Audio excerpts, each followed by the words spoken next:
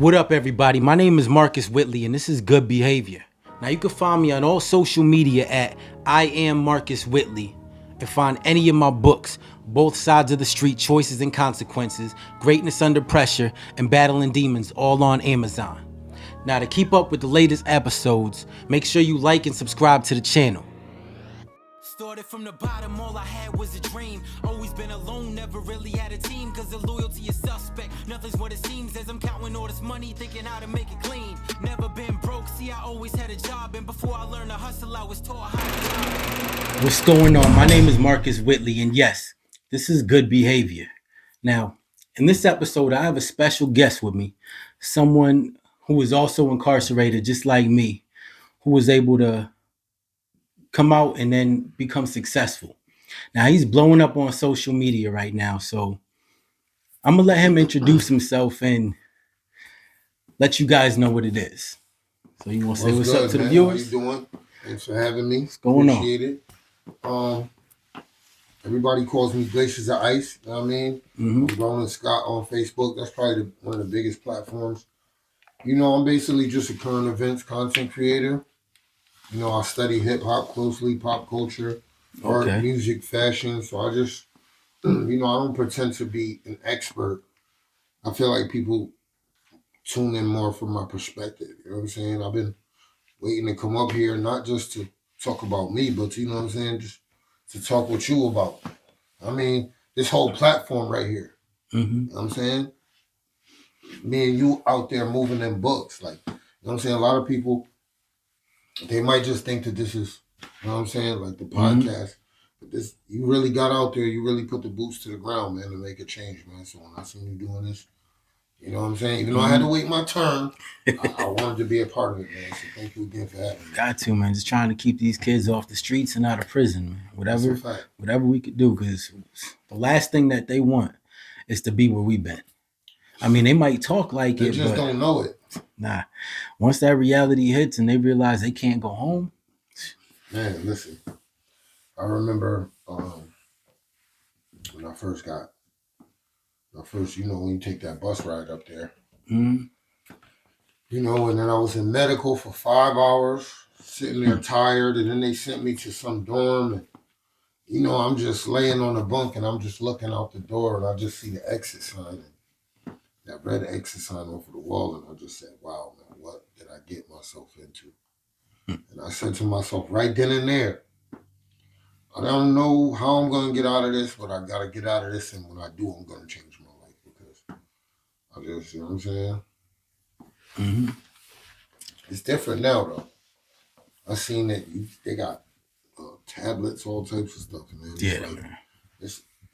It's a real different place. So you know, when you try to talk to people about it, sometimes they want to take your advice, sometimes they don't, because they to them in their mind it seems easier now. But the point is, you're taking time out of the life you want. So, how long have you been out now?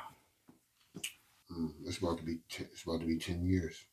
Okay, yeah, that's about. Well, yeah, I've been out for almost 11 now, and yeah, Okay, I see shit has changed a lot. Like you said, they got the tablets now, all these smartphones doing all these video things. calls, all that. It's crazy. And then now being out, we see people in jail have the tablets now where they can sit there and do FaceTime and all these things. Like, yo, we ain't have none of that. Listen, I mean, I feel like it's good for, you know, helping the children get to see their fathers without having to go through that whole visiting process and the doors. Because I had to, you know what I'm saying? I was a little kid going to see my father at York Street. You know what I mean? I remember the white CEO in the front at York Street, you know what I'm saying? He used to draw pictures, like caricatures. And when I would come, he would draw me a picture. You know what I'm saying? And I ain't never forget that. You know, and a lot of kids, you know what I'm saying? The only time I got to see my dad was when my mom brought me down there. So, you know, that's the good thing about the tablets. But, you know, at the end of the day, it's about keeping people. It's about keeping the youth. Yeah. You know what I'm saying? So, all right. Out of those situations. Like, since a lot of things changed, what would you say is your favorite thing since you've been home? Like, your favorite new either technology or something since you came home. All right. For any viewers out there, if you don't know or aren't familiar with the Library of Alexandria, I'm saying it's a historical library that existed at one time where you could almost find anything. And I feel like YouTube is the modern version of that. Okay. You know, just imagine when we were children and we had that fascination with dinosaurs. But when the book ended, our imagination either had to go or, you know what I'm saying? Now kids can, they can study dinosaurs to the point that they got them coming out of their ears now, and they're a dinosaur expert by the time they're 12 years old. Because that's what we would have did. Yeah. We would have just kept going. And I think that's a beautiful thing. I think it's a great tool for people that want to be self-taught. You know what I'm saying? Whether it's instruments or fixing things, I respect YouTube. One thing I don't, and I don't want to jump ahead of your question, right? But did you notice, right, that everybody's phones got smarter, but their standards of life got cheaper? Where we used to have a lot of stores at, now we have like Dollar General, Dollar Tree. Yeah, there's a lot of different dollar stores. Yeah, just like a bunch of knockoff stores where you used to have a lot of quality stores. Like you used to have quality gas stations like Hess, Texaco. You know what I'm saying? Chevron. I don't know how many Land Farms is. You know what I'm saying? So I feel like since I came home, one thing I noticed was that, people's phones and technology got smarter. It got so smart that they didn't even realize that their standard of living went down. You know what I'm saying? And the household things that they sell you at Family Dollar, that's the stuff that they give you in prison. Mr. Spray bottles is the stuff they give you in prison. Food they sell on the canteen, all of that. Now, the scariest part is with smartphones getting smarter, people are becoming dependent on them, and now they can't even live without phones. That's a fact. Like it's real scary out there. Your phone is so smart, it learns you. Right. And you got the For You pages, like they know everything that you like. Facts. Your phone starts to learn you. Everything that you do, it starts to, you know what I mean? And I was just with a friend and I seen one of them take their tablet away from their kid. I couldn't even get mad at the kid because I was thinking about maybe 2 months ago when my internet was shut down because, you know what I'm saying, Verizon was working out in the street and I was walking around the house like, you know what I'm saying? I had to pick up a graphic novel and read. So I can only imagine what a little kid feels. Yeah, because that's all they know. So, I mean, you can't even really blame them when they grew up, like, only having technology. That's a fact. So it's going to be horrible.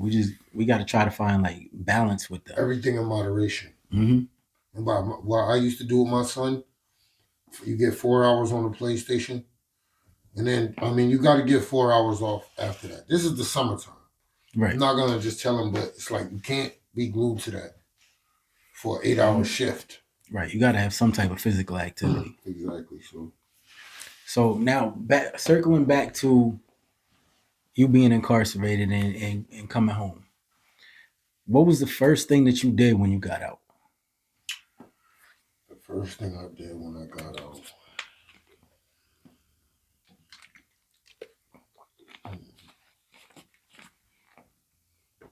I chilled with two of my older sisters. I had 3 older sisters. 2 of my older sisters were there when I got out. One of them lives in New York. One of them lives in Virginia. Okay. So they were up there the day that I got out, and we just all rolled around, went to Popeyes and went to the mall, and we just laughed, and it was the most beautiful homecoming you could ever have. You know what I'm saying? Just vibing with my siblings. You know what I mean? Them so happy to see me so happy to see them. They're buying me, my sister bought me a phone when I came home, paid for the bill for a year, got me a laptop. They took care of me. So, you know what I'm saying? I just really enjoyed chilling with family. Then they took me to the Oak and Spruce Resort up in Lee, Mass for like 5 days. And then after that, I went to Virginia for 3 weeks. And then in Virginia, I went to a cabin up in the woods for like 4 days. So, I was, my first 3 months home, I was chilling. I'm not gonna lie.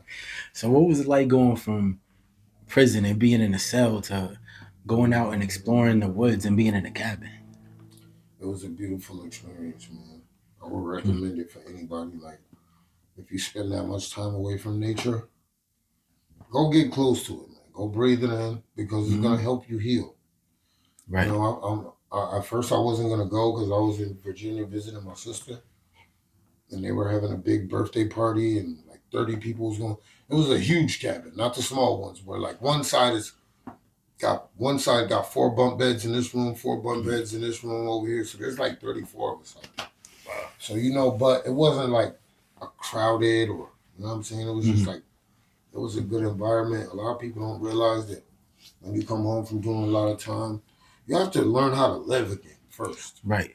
They expect you to just go get a job, go do this, be in a relationship. You don't even know how to live it first Right. when you first come home. You're trying to pretend going along as you know what I mean. I remember getting in cars and they just all seemed like they were going too fast. I'd be like Right. this. Yeah. People don't understand like the expectations they have for us when we get out. Like you just throwing somebody back into society who doesn't has to relearn all that. So yeah, It can be a difficult process, especially for people that all they know is the block. You know what I'm saying? mm-hmm. You fortunately, you know what I'm saying? Me too. Come from, I mean, good families where, you know, people, we was going to have a support system of people that, you know what I mean, was going to make sure, yo, okay, this time you're going to try something different. Mm, And a lot of dudes don't have that, unfortunately. They end up trying to hustle, you know what I yeah. mean? Thinking nobody's going to hire them, and they Mm-hmm. end up back in jail. Crazy. All right. So did you find it hard to adjust and establish yourself coming back into the community? In some ways, yes, because my family is thinking, you just came home, you're gonna want to get a job, but they don't know that I was just working upstate Right. 7 days a week for 25 cents a day. No, Mm, 6 days a week with no days off.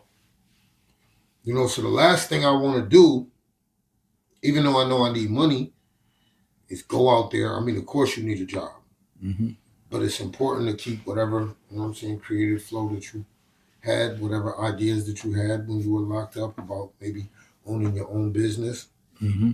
It's important to keep those ideas strong in your mind and to be just as focused on those as you are of getting a job. Of course, everybody needs a job when they come home. Right.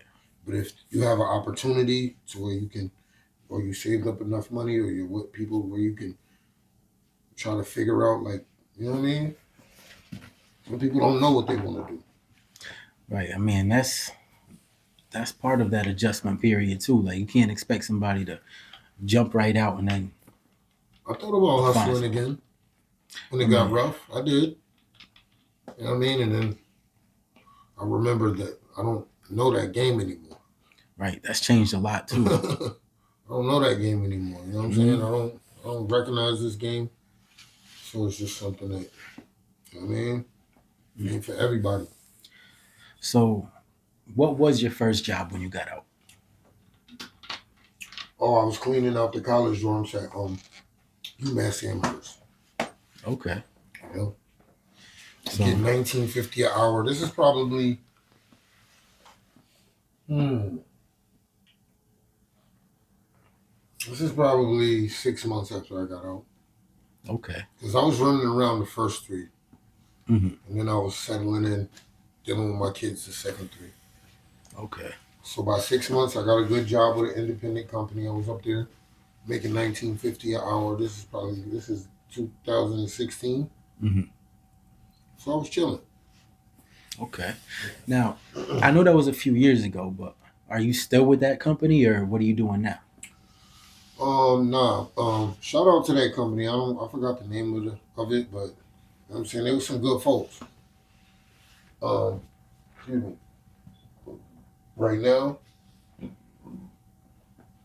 you know, until everything goes the way I need it to go for my day job, I'm a maintenance man.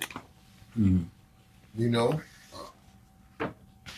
I'd encourage anybody that has any goals that they want to, get done, sometimes don't hesitate to get back out in that workforce and get your money up, Mm-hmm. build your credit up.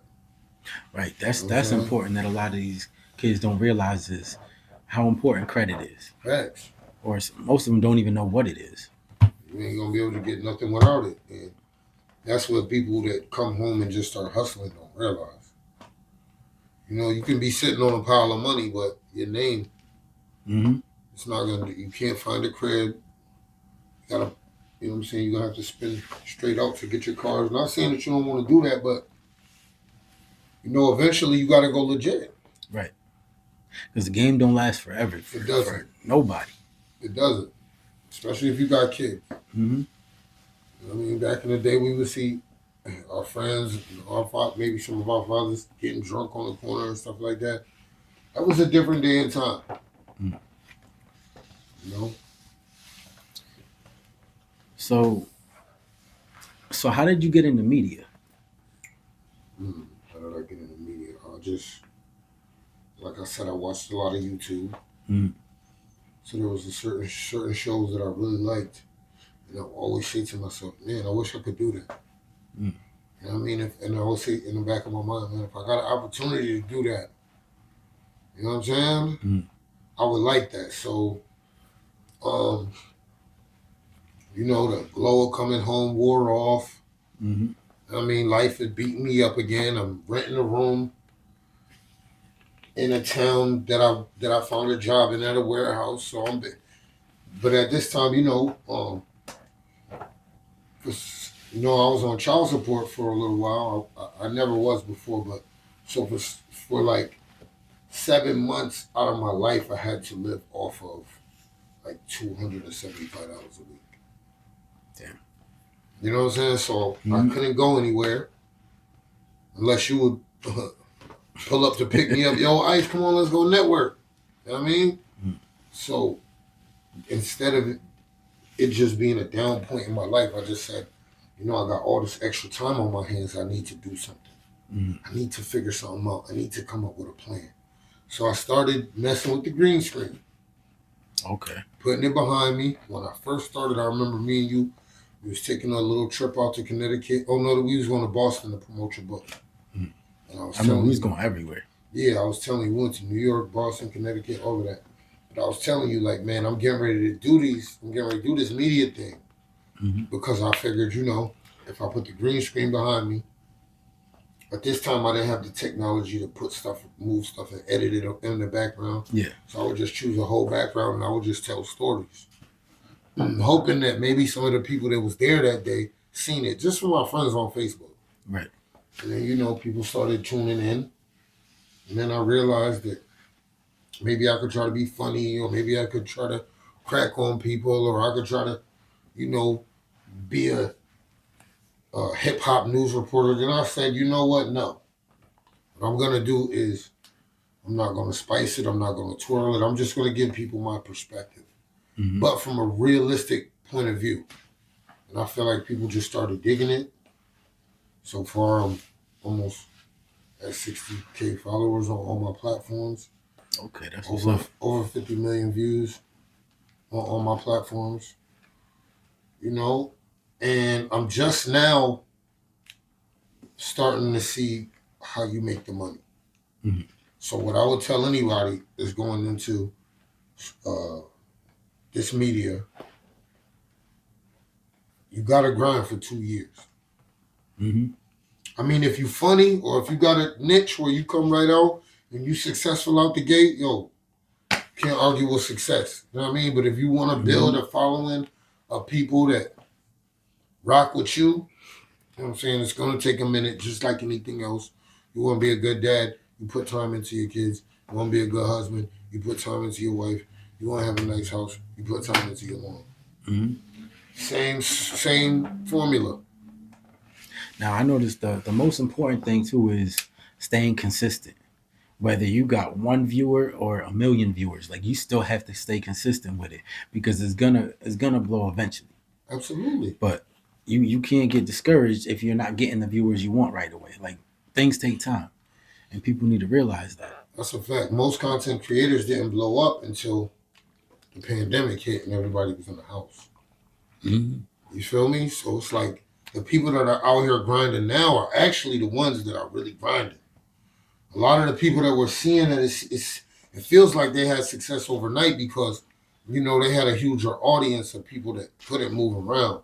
Mm-hmm. We don't have this advantage. You know what I'm saying? I don't care if I'm on live and I got 3 people viewing with me. You know what I'm saying? It's not about who's on the live with you right then and there. It's about getting out what you got to say. You can either let it keep broadcasting or you can delete it. But the point is, you have to put the work in. Mm-hmm. You have to create the content. A lot of this content, right? The same way TV shows and stuff got syndicated later on, a lot of this content will be. Trust me. It will. Internet will evolve. I had a company reach out to me to use my videos to help train AI. Okay, that's what's up. Now, with everything that you got going on right now, where do you see yourself in the next 5 years? That's a good question. I'm glad you asked it. I'm not gonna lie to you, bro. I see myself. Most of the major content creators in the game right now, I definitely see myself bumping them out the way. And I don't mean that in a disrespectful way to DJ Academics and all of these.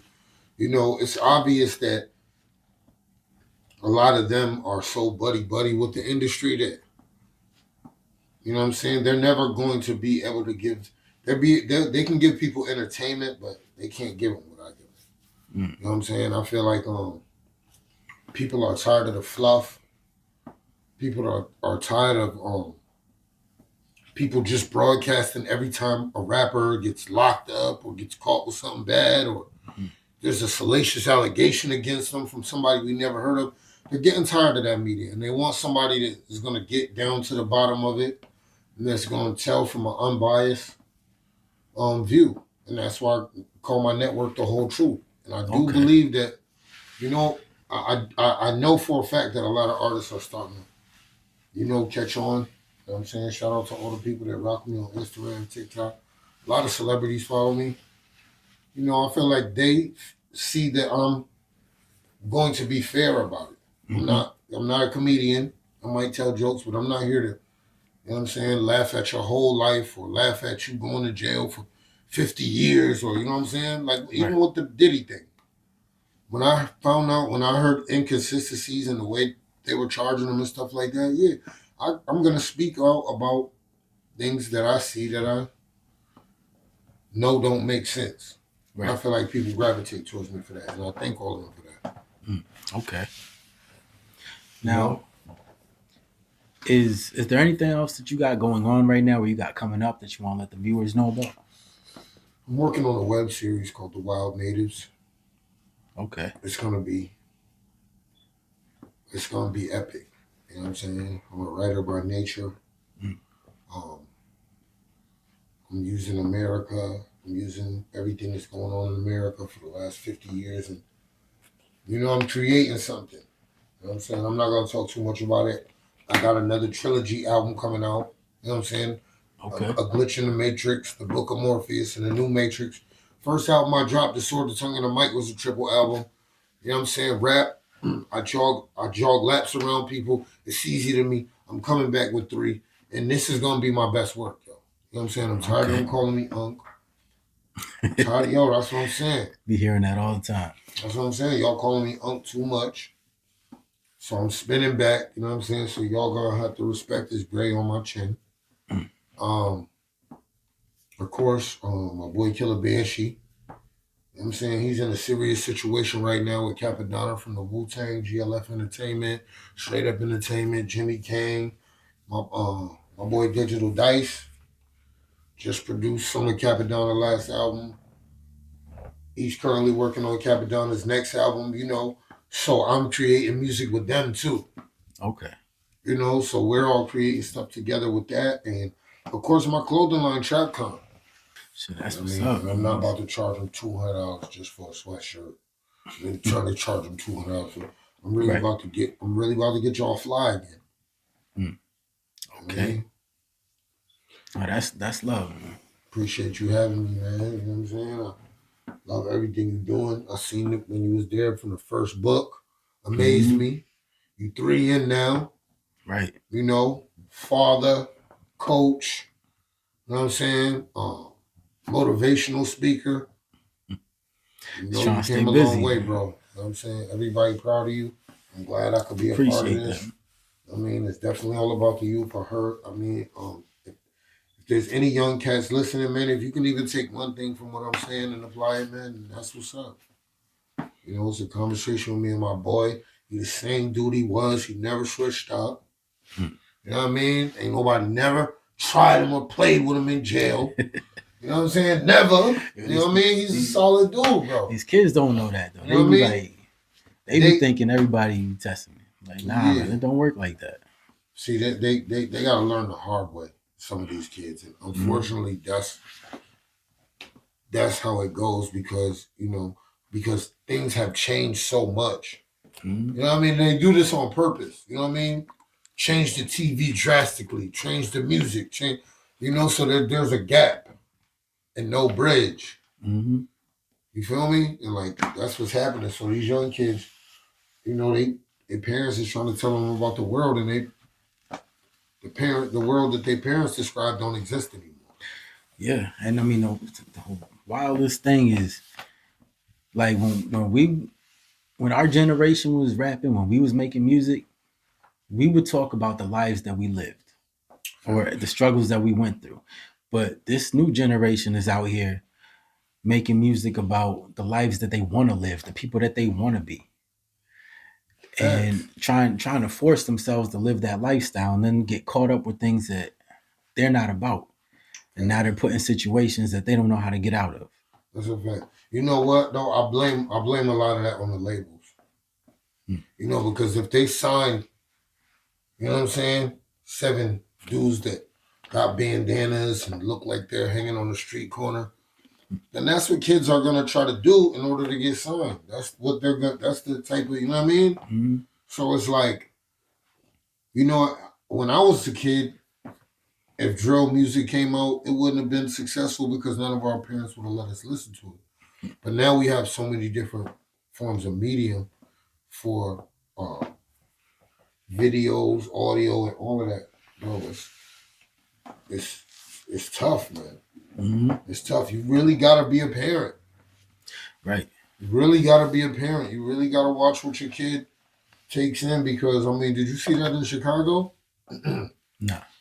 You know what I'm saying? This mother and her child was walking in a group of school kids beat up on her. Like, I don't want to judge them kids harshly, but that right there, every person in Chicago. I mean, I feel ashamed too. I'm not trying to talk about them, but I'm saying we all, as parents, should feel ashamed. You know what I mean? That we create an atmosphere where children, you know what I'm saying? When we was young, it didn't need to be your parents to go upside your head, yo. An adult caught you doing something, they'll whoop your ass and then tell your mom about it. So we knew when we went other places, we still had to conduct ourselves. Right. These parents now, you can't. Only person that could discipline them or say something to them to their children is them.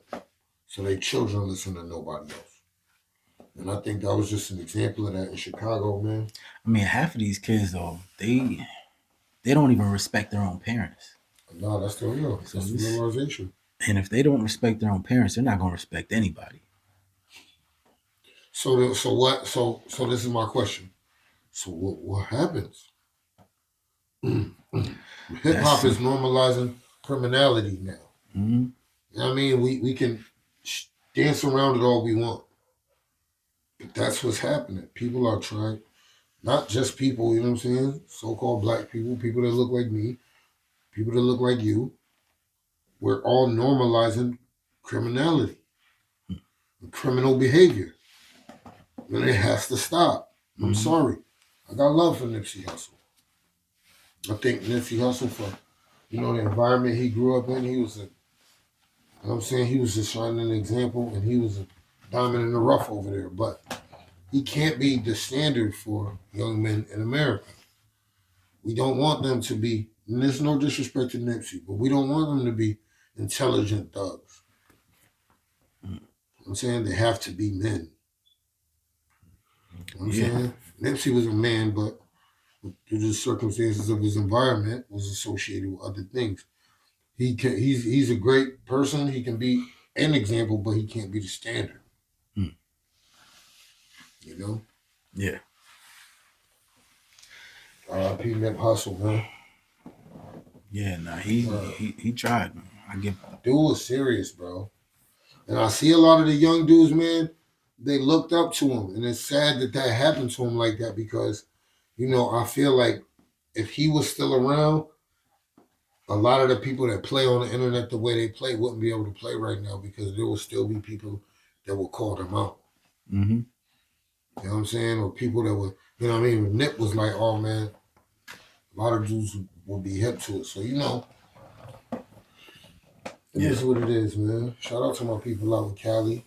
One of my people hit me up today from Saudi Arabia, said he was watching my videos. That's what's up, getting overseas. Yeah. Okay. I was surprised.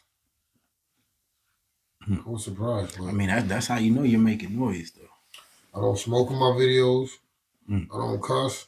And I don't say the N word. A lot of people don't notice that. I mean, I'm the same way with this, especially because I know I got kids watching this also. That's a fact. So I gotta set that standard where I'm gonna conduct myself as a man. Absolutely. Even though whatever I've been through, whatever you see, and in this type of atmosphere, I'm still a man. Fact. Like, and I'm gonna be real. That's how you always moved. You know what I'm saying? Mm-hmm. When we was up the way locked up, you always had a serious face, but it wasn't that you was just had the serious faces. You was just trying to do what you had to do and get out of there. Right. You know what I'm saying? So it was like, this all the time. Other dudes forget where we at, for a second. Yo, listen, kids, if you out there and you watching this, your life is precious. The future is always changing. That's why we can't predict it clearer. But you can shape it with your thoughts. Mm-hmm. You know what I'm saying? If you want to be something, you put it in a thought, and then you put a little bit of action behind it. Put some more thought into it, and then put some more action behind it. And then watch the seed grow. Mm-hmm. But you got to believe in yourself, man. This setup right here is ill, too, because a lot of them don't know this is the only thing you got in your room when you come in. Got that little board. You know what I'm saying? A little TV. Sometimes if you don't got it on an angle, you can't even see it. Right. You had to try to stick that antenna out the window. Yeah, bro. It was rough. It was. And the vents. And then people trying to glorify it. Like, there's nothing to glorify. It was you see nothing these good dudes about is it. recording themselves from jail now. Yeah. They beating each other up, recording videos. They trying to see that's the play on the kid's mind. You know what I'm saying? Mm-hmm. Make them think like that's gladiator school. All that's gonna do is mess up your quarry, mess up your credit. You know what I'm saying? And mess your life up to where you're gonna be low income. Right. And plus it's gonna add more time onto your sentence if you get caught up. Listen, I know a dude that was doing a second degree. About to go up for parole, you know what I'm saying? Nurse, he knew her from on the street. They was friendly, but a little too friendly. So, she got to save her job. Mm-hmm. So, of course, she had to say that, you know what I mean? They were changing letters back and forth. Of course, she said, that he was sending her letters and she had to go turn them in. Because somebody already seen it and they gave her a chance. They said, listen, if you go turn them in, you won't lose your job. She had to do what she had to do. My boy, Mrs. Parole. That was the craziest thing I ever saw, bro. I mean, my boy had 15 and risked it all. Yeah, everybody makes their own decisions, and now he's got to live with that. That's crazy. It'll be like that, kids. Right. Now, I hope this episode was able to show you that your mistakes don't define you. Just because you've been in certain situations or had to go through certain things, like, you can still turn it around and become successful. You can still do things that you want to do. I would like to thank my special guest, Ice, for coming through and sharing some of his wisdom with us, sharing a little bit about what he does. So I appreciate you for coming through. Man, I appreciate you having me. If it got anything to do with the kids, which I know that's what you do, whether it's, you know what I'm saying, in the gym, whether it's in the classroom, whether it's with the podcast. If it got anything to do with the kids, man, you can count me in because I know what you're doing. This is the right thing. No, I This is appreciate what we that. all should be doing. We got to give back to the community that we took from that one time, man. No, we And do. I see you doing that, man. We got to try to hope that they'll learn from our mistakes so that way they don't have to make the same ones. That's a fact. That's a fact, man. Now, my name is Marcus Whitley, and this is Good Behavior. So until the next episode.